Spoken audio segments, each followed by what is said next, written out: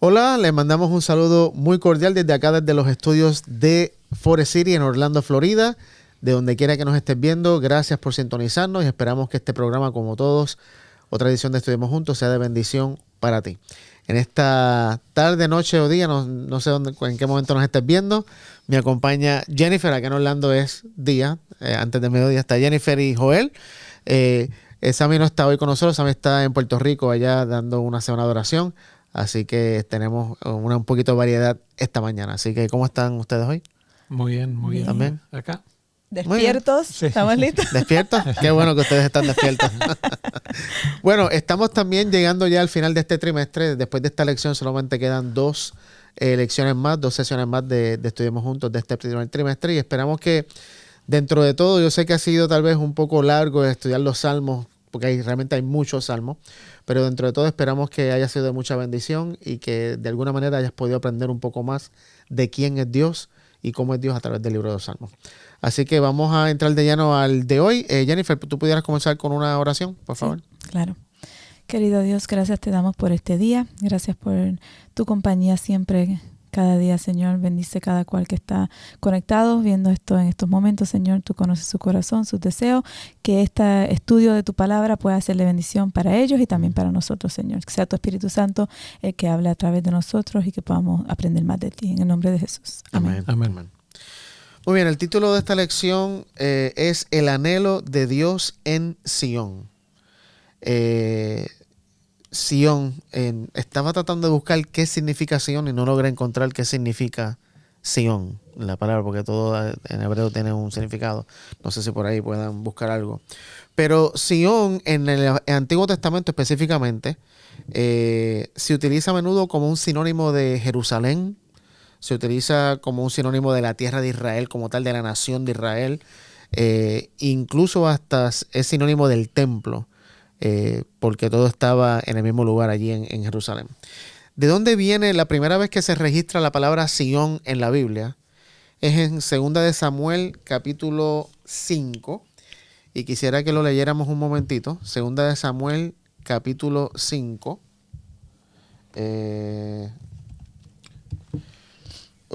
No tengo internet aquí. Vamos a poner el internet. Segunda de Samuel, capítulo 5. Segundo de Samuel, ¿no? Sí. Segunda. Segundo. ¿Por qué segundo? es un libro, no es una carta. Bueno, En Puerto Rico le decimos segunda de Samuel. No, todo el mundo le dice segunda. Hasta Joel le dice segunda. Joel lo está haciendo así porque está ahí, cogió mucho sol. Segunda de Samuel, capítulo 5, versículos 6 al 10. ¿Ok? ¿Quién lo puede leer? 6 al 10. Leo.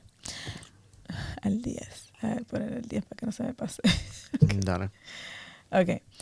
Luego David guió a sus hombres a Jerusalén para pelear contra los jebuseos, los habitantes originarios de esa tierra que vivían allí. Los jebuseos se mofaban de David. Jamás entrarás aquí. Hasta los ciegos y los cojos pueden impedir que ingreses, pues los jebuseos pensaban que estaban a salvo. Pero David tomó la fortaleza de Sión, la que ahora se llama Ciudad de David. El día del ataque, David les dijo a sus tropas: odio a esos jebuseos cojos y ciegos. Todo el que ataque la ciudad que haga su entrada por el túnel de agua, este es el origen del dicho: ni el ciego ni el cojo pueden entrar en la casa. Así que David hizo de la fortaleza su casa y la llamó la Ciudad de David. Extendió la ciudad comenzando desde los terraplenes y continuó hacia adentro. David se hacía cada vez más poderoso porque el Señor Dios de los ejércitos celestiales estaba con él. Muy bien, así que la ciudad de Sión pertenecía a los jebuseos. ¿Quiénes eran los jebuseos? Los jebuseos eran parientes de David, obviamente, porque eran los nietos de Cam, el hijo de Noé. Cam tuvo hijos, entre sus hijos tuvo a Canaán, y de Canaán salen los jebuseos. Así que los jebuseos tenían esta fortaleza de Sión que David conquista. Y un dato que me pareció muy interesante, acá en la versión Reina Valera, en el versículo 8, dice: David había dicho aquel día: todo el que ataque a los jebuseos, que suba por el canal y hiera a los cojos y ciegos, a los cuales aborrece el alma de David. Me estuvo interesante que David tuviera ese ánimo, ¿no? Contra los salió cojos y los ciegos. El viejo hombre. Le salió el viejo hombre. Pero lo más que me llama la atención es que si vamos a Mateo 21:14, no sé quién lo pueda leer, el contraste interesante entre David, el humano, obviamente, y Jesús, que dice Mateo 22:14 que Jesús hace, 21:14, perdón. Dice, y en el templo se le acercaron ciegos y cojos y los sanó. Muy bien. Así que David en Sión, donde luego se construía el templo, quería matar y destruir a los cojos y ciegos, pero Dios en el mismo templo sanaba a los cojos y a los ciegos. Y qué linda ese cuadro de Dios. Y no será, o sea, mientras lo leía y eso, pensaba que tenía que haber otro significado, que a lo mejor no era literalmente matarlo. Cojos y ciegos. Ah, no, que a lo cojos y mejor, ciegos. no sé, pensé como que era raro que dijera cojos y ciegos, como que a lo mejor había otro significado, no sé. No, Bueno, yo creo que es sí. porque es como que, ojo, no sé cómo se dice en los países de ustedes cuando le dicen le mojaron la oreja a David, que es cuando lo desafían. O sea, con claro, la sí, frase sí. Sí. que dijeron los jebuseos, lo desafiaron, como diciendo acá... Sí, tú no tienes nada de fuerza porque hasta los ciegos y los cojos te van a... Claro, entonces dice, para mostrarles, Exacto. o sea, voy a mostrarles mi fortaleza. Y justamente es la antítesis del rey David, que era a quien estaba, digamos, era una profecía mesiánica. David era una proyección mesiánica de quién iba a ser el Mesías, pero se muestra claramente, por lo que vos mostraste, Ángelo, que el Mesías tenía un espíritu totalmente diferente al de la figura. Totalmente. Y por eso en la figura no nos podemos quedar en la figura. Por eso Pablo después dice, cuando viene Cristo, Cristo realmente nos habla. David nos habló de alguna manera por los salmos, pero él no es la referencia. La referencia es Jesús. Y por eso la importancia, le volvemos a recalcar, de que cuando leemos la Biblia, tenemos que leerla a la luz de Jesús. Claro, No hay otra manera. La otra es, viste, empezar a justificar, no, si David lo hizo como era, Claro. entonces, y como después dice, y Jehová le entregó la ciudad, entonces todo lo que hizo David estaba bien. Exacto. Y no es así. O sea, los seres humanos, donde estamos los seres humanos, lo contaminamos todo. Así es. Así que eso me dio un detalle que encontré interesante, porque justo David La hace verdad algo en que el muy, templo muy bueno, muy y bueno. Jesús hace algo totalmente diferente, y eso me gustó mucho. Entonces sabemos que Jerusalén llega a ser el símbolo, obviamente, de Israel. No solamente símbolo, sino que llega a ser la capital hasta el sol de hoy. La capital de Israel ¿es Tel Aviv o Jerusalén? Ahora estoy confundido. No, o sea, Jerusalén, lo que pasa es que Tel Aviv es la capital, pero justamente Jerusalén es una ciudad dividida. Y entonces quieren, parte de la ciudad. Claro, no lo quieren hacer capital por el hecho de que genera mucha tensión. Claro, Por eso ahora también Trump puso la embajada como diciendo, no, la capital es Jerusalén. Sí. Y Jerusalén pretende ser una ciudad internacional que no le pertenece a nadie. Entonces, o que está dividida en la administración de Jerusalén. Entonces, y que de paso también hay profecías donde dice que Jerusalén volverá de nuevo a ser Sion, Jerusalén volverá a ser de nuevo el monte de Dios. Y por eso también hay muchos cristianos que también piensan que algo va a pasar en Jerusalén con los judíos, que Jerusalén va a volver a ser de nuevo, no sé, unida en vez de estar quebrantada, viste, por diferentes religiones que la reclaman. Pero esto llega a ser su capital, y los salmos hablan mucho, no sé si por el amor, pero tal vez por algo más patriótico, que tenían un deseo patriótico, porque veían a Jerusalén como el símbolo realmente de la nación judía. Aparte de que luego, cuando se construye el templo de Salomón y luego el de Herodes, o sea, llega a ser algo realmente impresionante por lo que estaba leyendo que pasaba allá. Pero ¿por qué los salmos expresan tanto amor y tanta importancia a Sion? Y tengo aquí 4 cosas que escribí. Porque allí, según lo que dicen los salmos y la Biblia, en Sion, en Jerusalén, está la presencia de Dios. Y eso vamos a hablarlo ahora más adelante. También porque es el monte escogido por Dios, porque Dios reina desde Sion y su santuario está allí. Y esas son solamente 4 cosas de por qué este simbolismo de Sion era tan importante. Lo tenía aquí, se me había olvidado lo que significa Sion. Sion significa lugar o montaña soleada o que alumbra. Y estaba, si usted se mete al internet y pone Sion, puede encontrar muchos cuadros, muchas fotos, imágenes que presentan la montaña con la ciudad, y como que luz sale detrás de la montaña. Sí, dice, significa hito, señal, un lugar encumbrado y visible. Exacto. Entonces, pero dice en la Biblia, Sion es tanto la ciudad de David como la ciudad de Dios. Sí. Bla, bla, bla. Y tiene, en el hebreo tiene otro significado también que es como que fortaleza de paz. No, eso es Jerusalén, perdón. Estoy confundido. Muy bien. Bueno, el Monte Sión. Pero claro, el Monte Sion está, Jerusalén Sí, está en el sí, Monte Sion. sí. So, bueno, vamos entonces a analizar los primeros salmos que vamos a analizar, el Salmo 84. Y vamos a ver qué nos dice allí sobre esto. Vamos a leer todo el Salmo. El Salmo 84 tiene 12 versículos, así que Jenny, se puede leer los primeros 6 y Joel, tú terminas con los otros 6. Okay. Qué bella es... Ups, se me fue. Espérate. Okay. Qué bella es tu morada, oh Señor de los ejércitos celestiales. Anhelo y hasta desfallezco de deseo por entrar en los atrios del Señor. Con todo mi ser, mi cuerpo y mi alma, gritaré con alegría al Dios viviente. Hasta el gorrión encuentra un lugar y la golondrina construye su nido y cría a sus polluelos cerca de tu altar. Oh Señor de los ejércitos celestiales, mi Rey y mi Dios. Qué alegría para los que pueden vivir en tu casa, cantando siempre tus alabanzas. Qué alegría para los que reciben su fuerza del Señor, los que se proponen caminar hasta Jerusalén. Cuando anden por el valle del llanto, se convertirá en un lugar de manantiales refrescantes. Las lluvias de otoño lo cubrirán de bendiciones. Irán de poder en poder, verán a Dios en Sión. Jehová Dios de los ejércitos, oye mi oración. Escucha, Dios de Jacob. Mira, Dios, escudo nuestro, y pon los ojos en el rostro de tu elegido. Mejor es un día en tus atrios que 1000 fuera de ellos. Escogería antes estar a la puerta de la casa de mi Dios que habitar donde reside la maldad. Porque sol y escudo es Jehová Dios, gracia y gloria para Jehová. No quitarán el bien a los que andan en integridad. Jehová de los ejércitos, bienaventurado el hombre que en ti confía. Muy bien. Así que aquí está diciendo, esto es un salmo que escribieron los descendientes de Coré.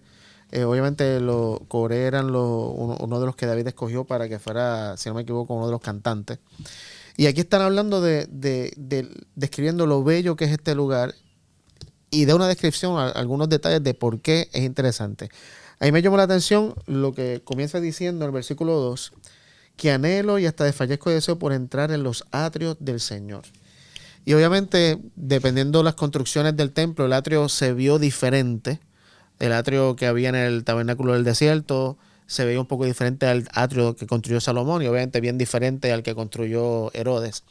Lo que me di cuenta es que en estos últimos dos templos, el de Salomón y de Herodes, como que se le añadió un atrio que tal vez no estaba en el desierto, y era el atrio de las mujeres. Era no sé cómo se puede traducir atrio de una palabra que se entienda. Como un patio. Como un patio, patio. Entonces, tú entrabas en el que construyeron luego Salomón y Herodes, y había un patio donde estaban las mujeres y no podían pasar de ese atrio. Cuando pasabas de ese atrio, entonces estaba el atrio que era el de los sacerdotes y tienen otros nombres raros allí. Y lo que descubrí es que en ese atrio era donde estaba el altar de sacrificio y el lavacro. Y creo que es el que Coré está mencionando. ¿Por qué, si ahí está el altar de sacrificio y el lavacro, por qué entonces eso llena de alegría a Coré? De tal manera que dice anhelo y hasta desfallezco de deseo por entrar en los atrios del Señor. ¿Qué ustedes piensan? ¿Por qué entrar a ese atrio donde estaban estos muebles, por decirlo así, o lo que se hacía, o lo que simbolizaban? ¿Por qué eso debe llenar de alegría a Coré para presentarse al Señor? O tal vez era otra cosa. No sé si me estoy dando a entender con la pregunta que estoy haciendo. No la entiendo demasiado, ¿será pero... la presencia? Porque está la presencia de Dios. Muy bien. ¿Por qué el gozo de entrar en los atrios del Señor? Y en el atrio, lo primero que se encontraba obviamente era el lavacro y era el altar de sacrificio. Y era la accesibilidad a Dios. O sea, yo creo que, ojo, esto es un parecer mío, pero por ejemplo, todas estas imágenes vienen del monte Sinaí. Cuando Dios estaba lejos en el monte Sinaí, con truenos y todo eso, y después se hace una tienda y entra en el tabernáculo y todo Israel estaba alrededor de, o sea, eso era Dios con nosotros.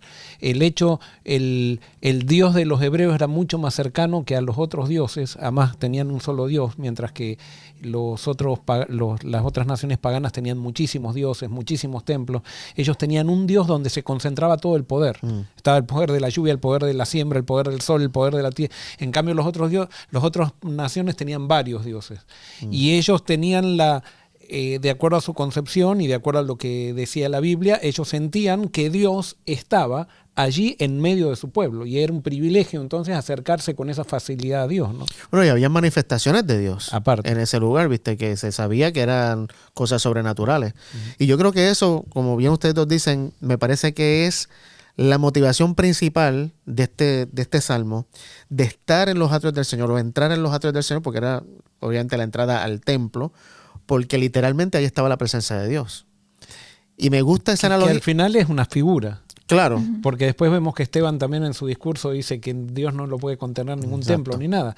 Y Jesús viene a redefinir todo, porque con Jesús, no sé si me estoy adelantando algo que vas a decir. No, iba a llegar a eso. Ajá. Pero sigue. No, con Jesús se redefine todo. Ya con Jesús nos damos cuenta que no se necesita templo. Es más, somos nosotros el templo. Jesús es el templo y Jesús nos da la facultad a nosotros de ser templo también. Entonces te hago una pregunta.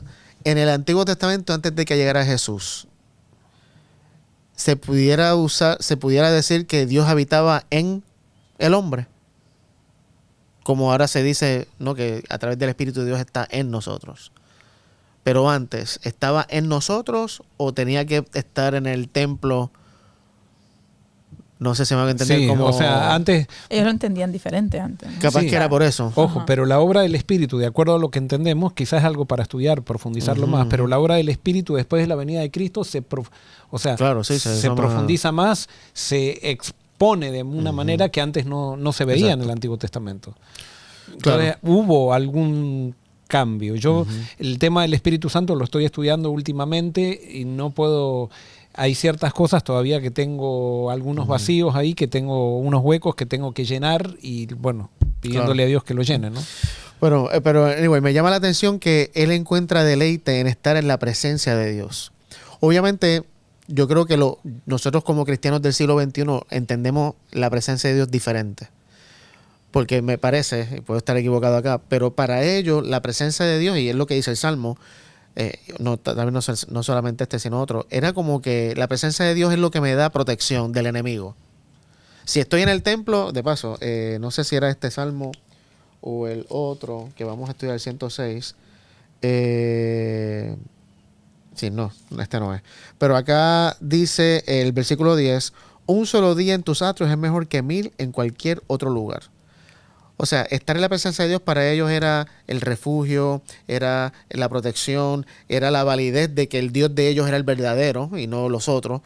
Y no sé, para mí eso, tal vez el deseo era diferente, pero qué lindo sería que nosotros también sintiéramos hoy el mismo gozo que dice acá de que desfallezco, no sé cómo dice tu versión, Juan, en el versículo 2, desfallezco por entrar en los atrios del Señor. ¿Cómo dice Anhela mi alma y aún ardientemente desea los atrios de Jehová. Ardientemente deseo.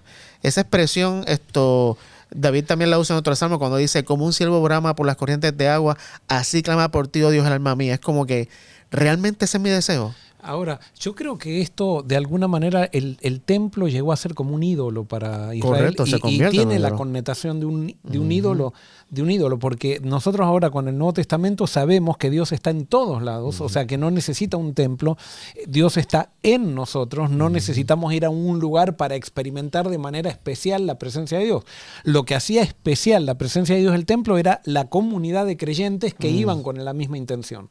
Y lo mismo pasa ahora, o sea, donde vos te sumás a alguien que tiene el Espíritu Santo, eso crea una sinergia, una influencia que de otra manera solo no la tenés. Claro.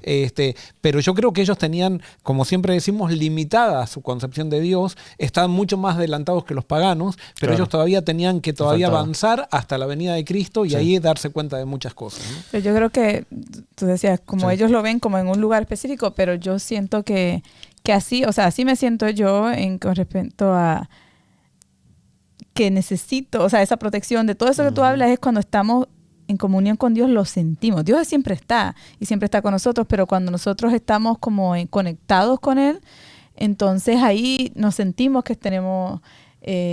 pero no es porque me explico, Sí, o sea, sí, como sí. que ahí nosotros podemos beneficiarnos de eso que Él nos da. Él siempre está ahí, siempre está disponible, siempre está buscándonos, siempre está a nuestro lado, pero si yo no estoy conectada con Él, no voy a sentir esos beneficios, como dice Joel muchas Claro. veces. No.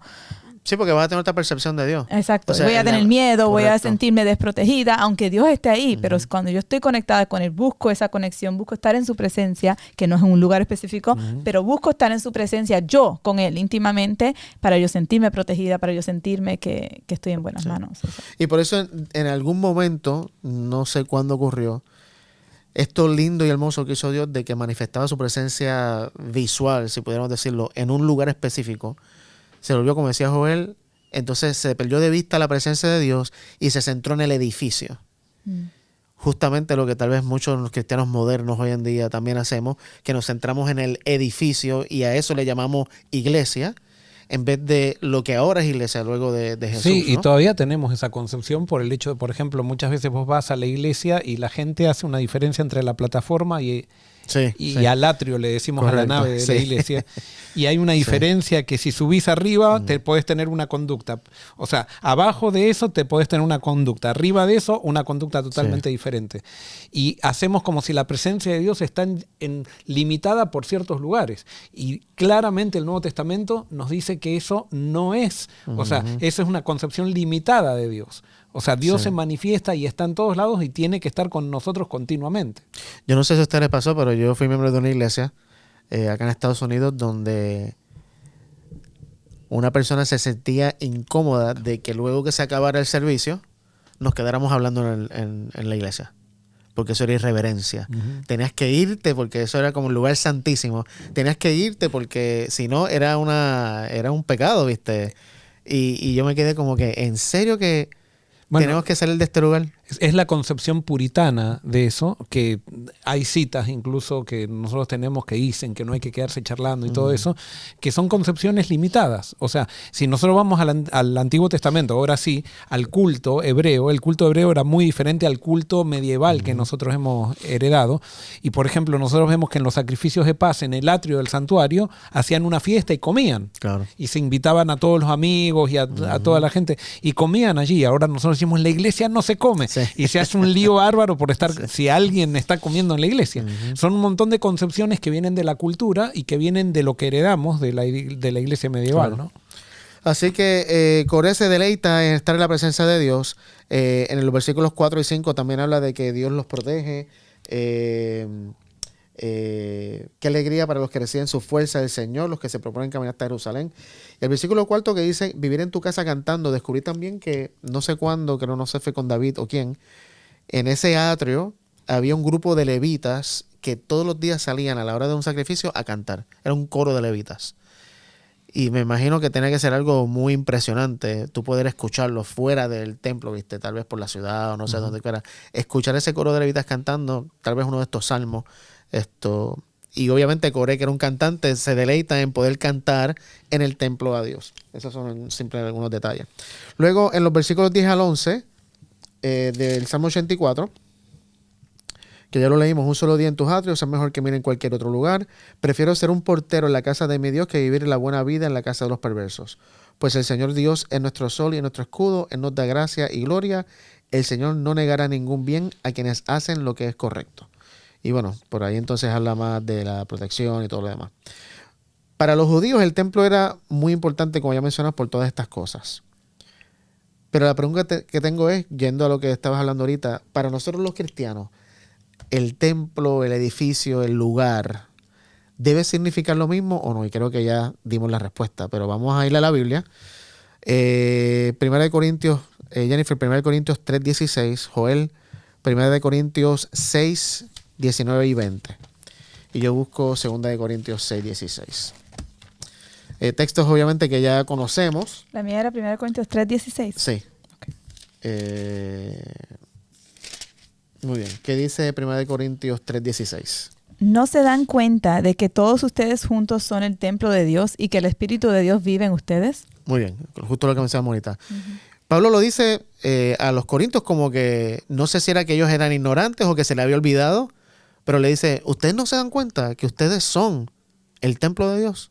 Lo que pasa es que los corintios vivían como si no estuvieran en la presencia de Dios. Entonces, ellos pensaban que se comportaban de una manera en ciertos lugares y de otra manera de otros lugares, ¿no? Y nosotros estamos con Dios todo el tiempo. Y no suena eso tal vez a lo que podemos hacer también nosotros, Sí. que en la iglesia venimos bien vestidos y lo mejor, y hablamos así con palabras, en Puerto Rico digamos palabras de domingo, ¿no? Que solamente usamos el fin de semana, pero en cuanto salimos del estacionamiento, somos otros. Bueno, ahí está. Portar la imagen de Dios es que vos seas igual en todos En todos lados. lugares. En todos lados. Sí. No podés entrar a un templo. Ahora, sí, el templo, digamos, los templos hay ciertas cosas que vos dedicás a Dios de manera para un uso especial. Y eso se llama santificar algo. Entonces, quizás sí hay en un templo, por ejemplo, generalmente hacemos cosas que es adorar a Dios y todo eso, ¿no? Pero a veces también nosotros tenemos que ver que lo principal es cómo somos nosotros, y nosotros tenemos que ser iguales en todos lados. Si estamos con Cristo, tenemos que estar con Cristo en todos lados. O sea, que es una conversación que tuve una vez con mis hijos, porque cuando yo era adolescente, yo tenía música de sábado y música de semana. No sé si eso les pasó a ustedes. Pero la música de sábado era obviamente estrictamente religiosa. La música de semana podía ser cualquier cosa. Y me parece, o sea, tal vez, si sigo la línea de santificación, tal vez digo, bueno, estas canciones están santificadas para el sábado, pero la conversación que tenía con mis hijos una vez fue, se supone que no haya ningún problema en lo que yo escucho en la semana o el sábado. Si vivo mi vida de la misma manera en todos lugares. Pero cuando se hace esa diferencia, a menos que sea por la razón que tú mencionas, como que se ve como si fuera un acto hipócrita. No sé qué piensan ustedes. Para mí depende. Por ejemplo, si escuchas música, como tú dices, que no sé, que tiene cosas malas dentro de ella, o sea, palabras malas, tiene significados feos, o sea, algo inapropiado, me parece que no es un momento... Ponle música secular, pero que no diga palabras positiva, malas. Nada, sí. Música secular positiva. Creo que la diferencia de el sábado no escuchar esa música, bueno, si es positiva, o sea, eso pero para mí esa es la diferencia, es... porque algo positivo puede reflejar a Cristo también. Pero si estás escuchando cualquier cosa en la semana que no refleja a Cristo, que no es bueno, no deberías, lo más seguro, estar escuchándolo en la semana tampoco. Pero la distinción del sábado creo que es como que simplemente es un día que estás enfocado en Dios. O sea, puede ser música positiva, no mala, pero si no te necesariamente es de adoración, no sé, pero eso no digo que está bien o que está mal. Solamente veo la diferencia que quieres dedicarle el día a Dios, es como que es más enfocado y todo lo que haces es como para Dios, no sé. A mí cuando era, digamos, tenía 18 años, algo por el estilo, tomé la decisión de no escuchar música secular, ni durante la semana. Creo que no fue mala la decisión, o sea, y música secular, que es música que vaya en contra de los principios de la Biblia. Y yo creo que eso...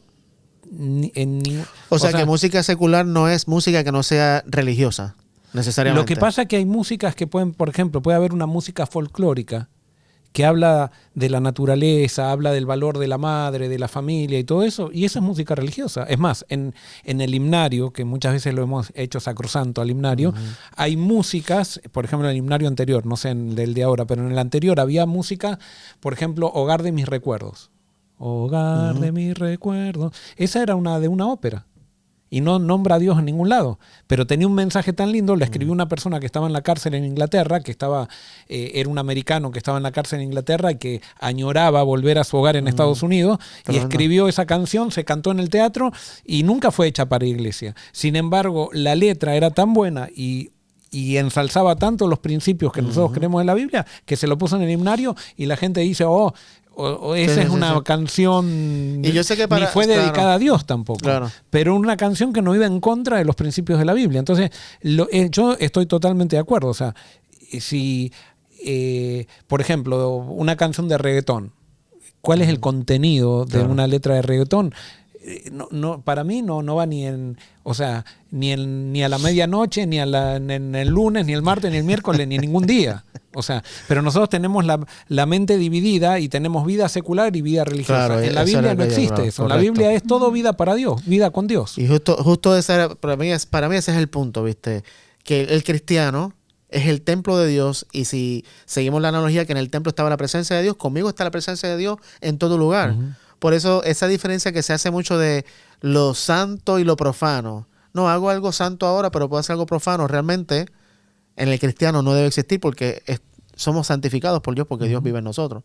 Y no debe haber esa distinción que muchas veces hacemos. Pero cuando hablas del sábado, no, por ejemplo, en la semana tú no necesariamente haces cosas profanas, simplemente trabajas, haces diferentes cosas, pero el sábado descansas. Pero haces un cambio. Exacto, también. haces un Exacto. cambio. Entonces, a eso es lo que creo que en la semana tenemos que escuchar cosas buenas todo el tiempo, pero de repente el sábado es un cambio que te acerque más a Dios. Y ojo, no estamos diciendo ahora que, bueno, que entonces empieces a escuchar cualquier música el sábado y demás.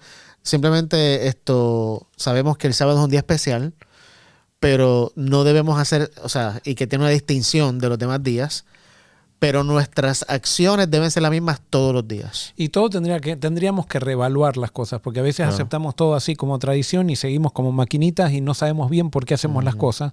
Y yo creo que es bueno reevaluar y replantearse.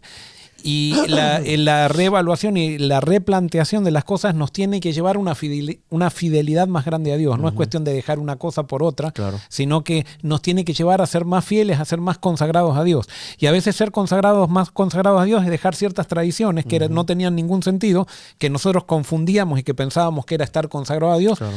y adoptar otras cosas que nos llevan más a Dios y que nos hacen más fieles incluso, ¿no? Y todo lo que pensamos, todo lo que vemos, todo lo que escuchamos, todo eso afecta a nuestro pensamiento y lo que terminamos pensando y actuando, o sea. Claro. No, y Puerto Pablo Rico- dice que todo lo hagamos para la gloria de Dios. Sí. So, muy bien, Joel, tú vas a leer 1 de Corintios 6, 19 y 20. ¿O ignoráis que vuestro cuerpo es templo del Espíritu Santo, el cual está en vosotros, el cual habéis recibido de Dios y que no sois vuestros? Pues habéis sido comprado por precio. Glorificad pues a Dios en vuestro cuerpo y en vuestro espíritu, los cuales son de Dios. Muy bien, eso ahí está claro. Y 2 de Corintios 6, 16 dice, ¿y qué clase de unión puede haber entre el templo de Dios y los ídolos? Pues nosotros somos el templo del Dios viviente. Como dijo Dios, viviré en ellos y caminaré entre ellos. Yo seré su Dios y ellos serán mi pueblo. Entonces, lo que escribí aquí, como resumen de esto, es que así como Dios habitaba en el templo físico, ahora habita en nosotros. Dios vive en nosotros. Ya no está con nosotros. Ya no está con nosotros. Ahora está en nosotros. Por eso somos el templo de Dios, porque Dios vive en nosotros. ¿Y en el futuro? ¿En el futuro qué? ¿Seguirá igual? ¿En dónde? Bueno, en la tierra nueva. Ah, ok. No sabía. En la tierra nueva será igual, porque obviamente no sé... ¿Será igual qué? O sea, el concepto de templo. No hay templo en la tierra nueva. Muy bien, a eso quería llegar. Pero sí dice que baja la Nueva Jerusalén. Lo que La pasa ciudad, es Sion. Claro, lo que pasa es que justamente el Apocalipsis nos muestra que Jesús redefine todo. No nos hemos dado cuenta que todo lo que son templos, símbolos, rituales, todo se cumple en Jesús. Y en Jesús, con Jesús tenemos a todo. Ok, vamos a Apocalipsis 21, porque desde que estaba en la universidad tuve estas discusiones con personas, y ojo, no que queremos entrar en esta a definir lo que voy a decir ahora, pero viste que antes, y bueno, todavía tal vez algunas personas, en vez de enfatizar a Jesús, enfatizan otros issues, porque como no está Jesús, tienen que rellenar esa vacío con algo. Y uno de los grandes issues que en mi época de joven se hablaba mucho era si iba a haber templo, si en el cielo hay templo. Sí hay ahora. Si hay templo en el cielo. Sí, se divide la Las gente por eso. discusiones que tuvimos y bueno, lo que yo escuchaba y todo lo demás, por algo que, o sea, a mí, Es irrelevante. correcto, a mí no me importa si hay Donde o no está hay. Jesús, ya todo lo demás pasa a ser Claro. irrelevante, todas esas discusiones. Claro, y me parece que en Apocalipsis 21 justo habla de eso. So, si en Apocalipsis 21 leemos los primeros 4 versículos, ¿quién los lee? Yeah. Entonces vi un cielo nuevo y una tierra nueva, porque el primer cielo y la primera tierra habían desaparecido y también el mar. Y vi la ciudad santa, la nueva Jerusalén, que descendía del cielo desde la presencia de Dios, como una novia hermosamente vestida para su esposo. Oí una fuerte voz que salía del trono y decía: miren el hogar de Dios, ahora está entre su pueblo. Él vivirá con ellos y ellos serán su pueblo. Dios mismo estará con ellos. Él les secará toda lágrima de los ojos y no habrá más muerte, ni tristeza, ni llanto, ni dolor. Todas esas cosas ya no existirán más. Ok, siguiendo la analogía que hemos estado estudiando de Sion, Sion representa no solamente el monte, sino Jerusalén, la nación de Israel, donde estaba la presencia de Dios, porque estaba ahí el templo. Y aquí dice que en la nueva Jerusalén desciende y dice Dios: ahora yo voy a vivir con ustedes. Pudiera ser, por ahí alguien puede decir, bueno, sí, es un edificio literal, que no sé, pienso yo que es un edificio literal, no sé si es simbólico, la nueva Jerusalén, la ciudad, pero me parece que es una ciudad literal que baja del cielo. No sé, por ahí no sé qué tú piensas. Bueno, puede ser que la ciudad baje del cielo, pero es que no es la ciudad, es Dios. Correcto. Bueno, sí, O sea, porque Dios está habitando en la ciudad. Porque dice que ahora yo voy a habitar, justo cuando dice: oí una fuerte voz que salía del trono y decía: miren, el hogar de Dios ahora está entre su pueblo. Él vivirá con ellos y ellos serán su pueblo. Dios mismo estará con ellos. el tabernáculo de Dios está ahora con los hombres. Exacto. Él morará con ellos serán Él justamente. está hablando de Jesús. Claro. No está hablando de algo físico. Pero ¿ese tabernáculo qué es? ¿El Jesús. ser humano? Jesús. El tabernáculo es Jesús. Sí, por eso después dicen que no hay templo. Claro, y eso, Entonces, claro, a eso quería y llegar. Ajá. Jesús dijo, tiren abajo el templo y yo en 3 días lo levantaré. Y todos pensaban que era el templo. Correcto. Y Jesús estaba Muy diciendo, bien. soy yo. Exactamente. Y entonces, pero nos cuesta a nosotros, no. Queremos tener un Claro, templo en el exacto. cielo con ladrillos, queremos tener... ¿Por qué? Porque nos pasó lo mismo que los judíos. Hemos hecho del templo un ídolo. No queremos pensar que todo lo que está en la Biblia alrededor de Jesús es secundario. Jesús es el centro de la Biblia, pero nos cuesta eso. Queremos poner todo al mismo valor de Jesús. O sea, a Jesús darle el mismo valor que un templo. A Jesús darle el mismo valor que una tradición. A Jesús darle el mismo valor que una doctrina. O sea, y con esto no estamos anulando lo otro. Pero Jesús pero era símbolo, todo en era Jesús se apuntaba. cumple todo. Con Jesús Exactamente. tenemos todo. Y por eso el texto que sigue en el versículo 9 y 10, Joel, ¿puedes leer 9 y 10? ¿El 21? Sí. Dice, entonces vino a mí uno de los 7 ángeles que tenía las 7 copas llenas de las 7 plagas postreras y habló conmigo diciendo, ven acá, te mostraré la desposada, la esposa del Cordero. Me llevó en el espíritu un monte grande y alto y me mostró la gran ciudad, la santa Jerusalén que descendía del cielo de parte de Dios. Muy bien, así que aquí está diciendo que la santa ciudad Jerusalén es la novia. Claro, y vos fíjate que a Babilonia es la prostituta en Apocalipsis. O sea, y no podemos decir entonces que es una ciudad Babilonia. No, es el pueblo de Satanás. ¿Qué es la novia? Es el pueblo de Cristo. Pero aquí dice que la nueva Jerusalén. Bueno, Jerusalén, si Babilonia era el pueblo de Satanás, Jerusalén es el pueblo de Cristo. Muy bien, ok, muy bien. Y entonces, ahora los versículos 22 al 24. ¿Quién lee? Dale. No vi ningún templo en la ciudad, porque el Señor Dios Todopoderoso y el Cordero son el templo. La ciudad no tiene necesidad de sol ni de luna, porque la gloria de Dios ilumina la ciudad y el Cordero es su luz. Muy bien, me gusta porque está usando los mismos simbolismos de Sion. ¿Viste? Esta luz que alumbra, que está en la montaña, incluso en los versículos 9 y 10 que decía, está justo describiendo lo mismo, pero ahora lo está describiendo como el cumplimiento.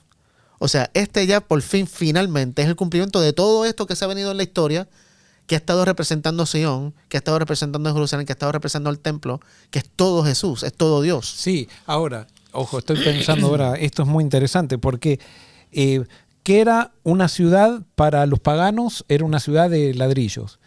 ¿Qué era un templo para los paganos? Era un templo de ladrillos. Para los cristianos, todo se espiritualiza. Y ahora, ¿qué es una iglesia para un pagano? Una iglesia para un pagano es una institución religiosa. ¿Qué es la iglesia para los cristianos? Es la comunidad de creyentes. Entonces ahora, ¿qué es una ciudad? Para mí, esto, ojo, lo estoy pensando ahora. ¿Pero qué es una ciudad en el Apocalipsis? Es la comunidad de creyentes. Totalmente. O Y sea, es que hace sentido. No le das, Dios no le importan los Claro. edificios ni nada, le interesan las personas. Por supuesto, después están los edificios para darle funcionalidad en la vida material a los que somos materiales y todo eso, pero no es la ciudad en sí, son los que habitan. Claro. Y otro detalle también que me viene ahora a la mente, muchas veces también le aplicamos este concepto a la iglesia como denominación. Mi denominación es la iglesia, Jerusalén, mi denominación nada que es ver. Sion, mi denominación es a los que todos tienen que venir, porque está, viste, que a Sion todos van a venir, vamos a verlo ahora en el Salmo 122, que todos van a venir a Sion, pero no. Es que, Es que Jesús es la comunidad claro, creyente. es la presencia de Dios lo que hace Sión. Correcto. O sea, Si eso no está ahí, no era el monte, correcto. o sea, era lo que ellos pensaban, que en ese monte habitaba Dios. Entonces, por eso ese monte se transformaba en santo y se transformaba en una referencia. Pero era la presencia de Dios. Ellos no tenían todavía la concepción de que Dios estaba en todos lados. Pensaban que solamente Claro. estaba en ese monte. Una denominación. ¿Cuál es la denominación de Dios? Es donde Dios habita. No es donde... O sea, donde quiera que Dios esté. claro, no es una organización. Si esa organización está Dios en el medio de esa organización, esa es la organización de Dios. No está Dios. Por más que haya estado Dios o lo que sea, no está. Por más que hagan sacrificios, por más que claro, hagan lo que sí. sea, no está Dios. ¿Cuánto tiempo queda? ¿Estamos 10, bien? 10. 11 minutos quedan. Sí. Para las y 40. Ah, No sé. Ay, no, Son y estoy 41. perdida. 41 Ah, tengo. llevamos Ok, 40 minutos. 40, ok, pues nos quedan 10 Tenía que minutos. avisar, si no Sí, sí, tranquila, menos mal, mira ahí. Muy bien, entonces a mí eso me estuvo muy interesante. Esto Sí. o sea, me hizo sonreír porque realmente es como que nuestra conexión con Cristo es tan importante. O sea, si somos el pueblo de Dios y Jesús mora en nosotros. O sea, cuán importante es que nosotros realmente tengamos intimidad con Dios y estemos llenos del Espíritu Santo. Y cuánto daño hacemos cuando no lo estamos. Pero cuán felices podemos estar cuando estamos llenos del Espíritu Santo, como lo demás no importa, lo que importa es nuestra conexión con Cristo y Él es el que nos va a llevar a hacer o no hacer cuando estamos llenos de su presencia. O sea, a mí eso me hace sonreír, porque eso te da propósito cuando te levantas cada mañana, Claro. el saber que no es algo específico que tienes que cumplir en el día, es estar en la presencia de Cristo y llenarte de su Espíritu. Para mí eso... Y lo íntimo que se vuelve Dios cuando te das cuenta que vive en ti. Por más mala que sea tu vida, por más pecaminoso, por más fracasos que no tenga, que Dios quiere habitar en mí. Yo O creo sea, que tuve eso una me da... metanoia. Sí, eso me da Acabo de tener propósito. una metanoia. Me da, o sea, es como tú decías, Sí. me puedo levantar por la mañana, no importa lo que me esté pasando, Dios está en mí. O sea, eso cambia todo. Y la responsabilidad que tenemos de permitir que Dios se refleje a través de nosotros. Y porque si Dios vive en mí, ¿cómo voy a reflejar algo que no sea de Dios? Claro. Bueno, vamos entonces a terminar. Teníamos muchos otros salmos, pero vamos al Salmo 122. Si no me equivoco, ese es el que quiero hablar. Déjame ver. Sí, 122. Es un salmo corto. Tiene 9 versos. Alguien lee los primeros 4 y después la otra persona los 5 que le sigan. Salmo 122. Primeros 4. Sí. Me alegré cuando me dijeron, vayamos a la casa del Señor. Y ahora aquí estamos, de pie dentro de tus puertas, oh Jerusalén. Jerusalén es una ciudad bien construida. Sus murallas compactas son impenetrables. Todas las tribus de Israel, que son el pueblo del Señor, peregrinan hasta aquí. Vienen a dar gracias al nombre del Señor, como la ley requiere de Israel. Porque allá están las sillas del juicio, los tronos de la casa de David. Pedid por la paz de Jerusalén. Sean prosperados los que te aman. Sea la paz dentro de tus muros y el descanso dentro de tus palacios. Por amor de mis hermanos y mis compañeros diré yo, la paz sea contigo. Por amor a la casa de Jehová, nuestro Dios, buscaré tu bien. Muy bien, ¿por qué se pide paz? Y aquí es interesante que Jerusalén es una palabra compuesta en hebreo, es Jeru y Salem, que Salem viene de Salem es donde sale la palabra Shalom, que es paz. ¿Por qué se pide paz? Que en Jerusalén haya paz. ¿Por qué? ¿Qué importancia tiene la paz? Muy bien. La paz es una de las evidencias de la presencia de Dios. Muy bien. Fruto del Donde hay Espíritu. paz, hay unidad, Sí, claro. se supone. Y para mí el punto de la paz, aparte de lo que nos dice el Nuevo Testamento, de que, por ejemplo, oremos por los gobiernos para que haya paz, porque si el gobierno está en paz, nosotros vamos a tener paz también. Pero cuando Pablo habla en 1 Corintios, no sé si es el 12, creo que es el 12, que habla del cuerpo, Vamos a leerlo un momentito. Primera de Corintios 12. La analogía de que la iglesia justamente es el cuerpo de Cristo. Y mira lo que dice. Obviamente usa la analogía de que en el cuerpo todo está unido. Y si todo está unido, todo está trabajando bien. Pero si alguien decide no trabajar, ¿a cuántos afecta? A todos. A todos. Y eso es lo que dice 1 Corintios 12, 25 y 26. ¿Quién lo lee? 25 y 26. Sí. Para que no haya divisiones en el cuerpo, sino que todos los miembros se preocupen los unos por los otros. De manera que si un miembro padece, todos los miembros se duelen con él. Y si un miembro recibe honra, todos los miembros con él se gozan. Ese texto a mí me fascina.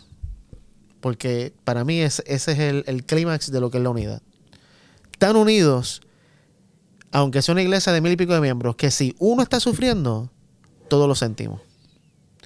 Y obviamente yo, no sé, tal vez una iglesia más pequeña, aquí una iglesia tan grande, tal vez no se pueda sentir eso, pero dentro de las células que tenemos existe tanta unidad que cuando uno sufre, todos sufrimos. Por ejemplo, nosotros, Denal y la familia de Ice que están pasando por una situación ahora, todos lo sentimos. O sea, es que todos sentimos. Y cuando algo lindo pasa dentro de todos, todos nos alegramos. Eso es la evidencia de que el Espíritu de Dios está ahí. Y por eso debemos orar por la paz y la unidad, que Jesús obviamente en Juan 17 oró, para que todos seamos uno, como Él y el Padre son uno. Porque en esa unidad, Jesús dice, cuando todos seamos uno, el mundo va a saber que Jesús es el Mesías. Ahora, la paz dentro del pueblo de Dios trae una reacción, a veces una contrarreacción de aquellos que no la tienen, ¿no? Totalmente. Entonces... Y hay que prepararse para eso. Sí. Sí. Muy bien, así que quiero terminar con este. No sé cuánto tiempo queda, pero no importa. 4 minutos. Ok, el Salmo 87. Porque este también está muy lindo. Salmo 87 también tiene 7 versículos. O alguien lee 4 y después los últimos 3. Salmo 87. En el monte santo está la ciudad fundada por el Señor. Él ama a la ciudad de Jerusalén más que a cualquier otra de Israel. Oh ciudad de Dios, qué cosas gloriosas se dicen de ti.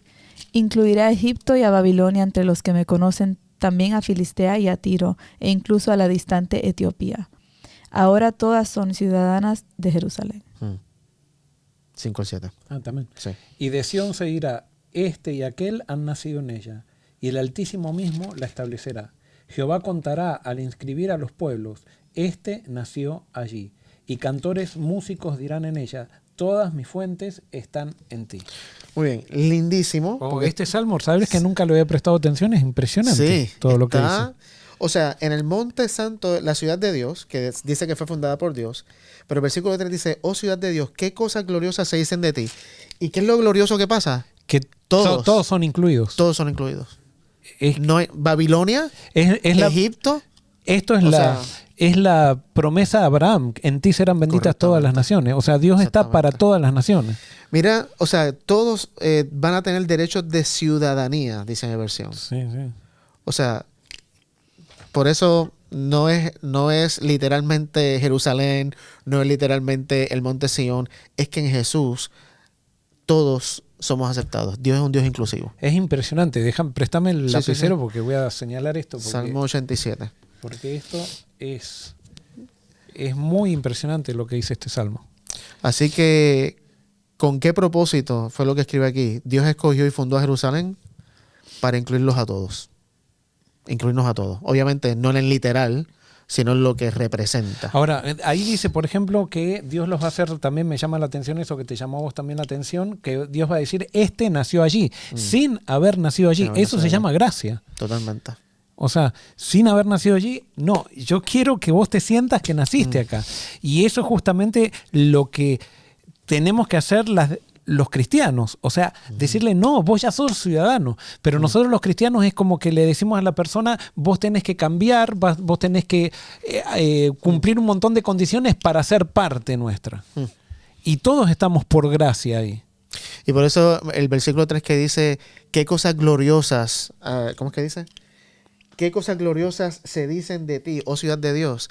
Y entonces empieza a describir, todos son bienvenidos, todos voy a incluir a Egipto, voy a incluir a Babilonia, que en el contexto son dos ciudades que persiguieron y maltrataron al pueblo de Dios. Sí, sí. Dios las incluye a ellas. Filistea, Tiro, Etiopía, todas son ciudades de Jerusalén. Y no sé, capaz que lo podemos ver hasta escatológicamente hablando en el Apocalipsis, donde habla de la nueva Jerusalén que baja, que tú decías, todos los que son los ciudadanos, todos somos ciudadanos del reino en Jesús. Bueno, yo creo que sí. O sea, Dios nos dio ese derecho a todos los seres humanos. Hay gente que lo cree y gente que no lo cree. Y nuestra tarea es llevarle a la gente, decirle que tiene que creer, que tiene que creer. Quitarle la venda de los ojos. Exacto. Bueno, nada, que con eso vamos a cerrar. Realmente Dios y la gracia de Dios van muy por encima de lo que uno puede pensar o imaginar. Y por eso la gloria del Señor es esa, que hace cosas más allá de lo que podemos imaginar y pensar.